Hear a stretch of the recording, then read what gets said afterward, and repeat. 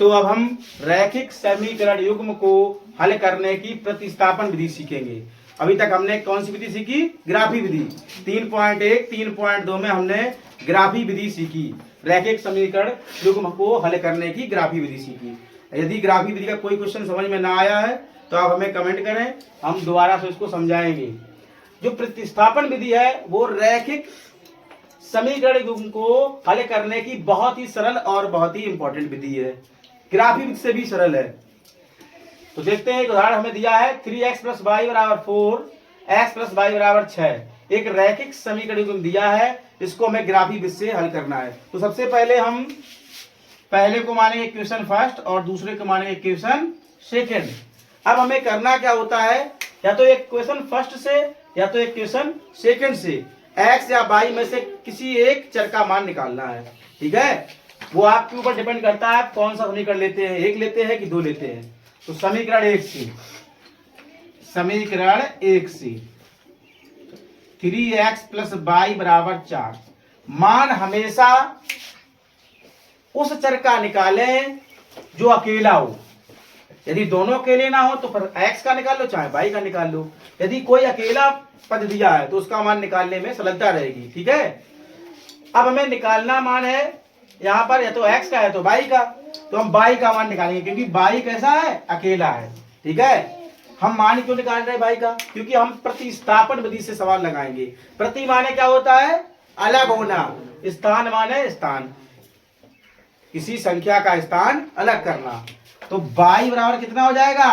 4 - 3x। ये हमें समीकरण 3 मिलता है। समीकरण कितना मिलता है?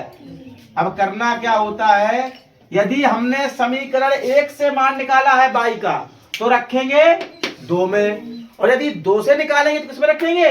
1 में। तो यहां पर हमने किससे निकाला है? 1 से, तो कहां रखेंगे? 2 में। समीकरण 2 में y का मान रखने पर, तो समीकरण 2 क्या है?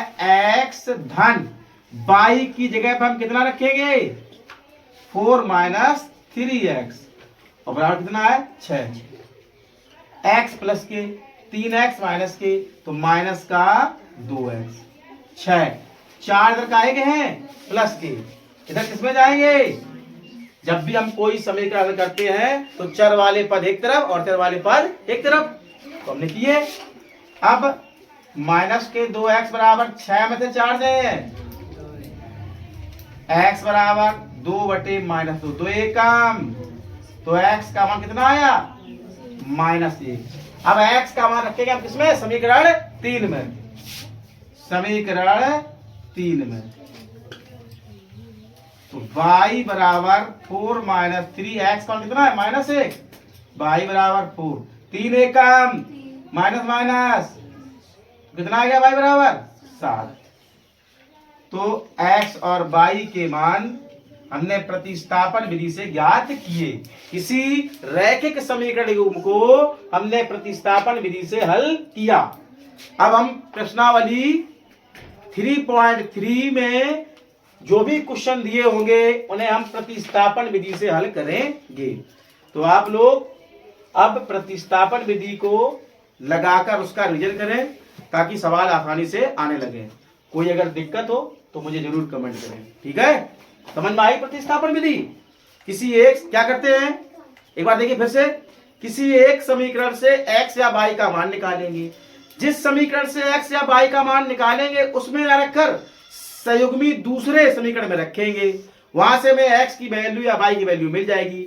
वही वैल्यू हम समीकरण नंबर 3 में रख देंगे जिससे हमें दूसरी वैल्यू भी मिल जाएगी। इस प्रकार हम किसी भी रैखिक समीकरण युग्म को प्रतिस्थापन विधि से हल कर लेंगे। कोई दिक्कत?